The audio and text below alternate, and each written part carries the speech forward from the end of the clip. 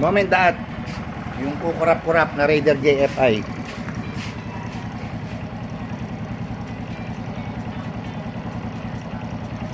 Ganyan ang pag-wiring. Nagaling sa iba. Hindi sa akin. So ito naman yung battery drive ko. Ayan. Sir, kumukurap, ma-fluctuate pa. Kanina umaga, nandiyan sa video. Lakas. Busina nagkaroon. Okay. Patay. Yung charging niya, umangat. Kasi kanina, ang sagad nito, siya pa rin to, yung regulator siya pa din. Ang charging mo kanina, sumasagda lang ng 13.3 or 5, hanggang 13.5. Ayun na. Dahil lang sa power up yan. Park light.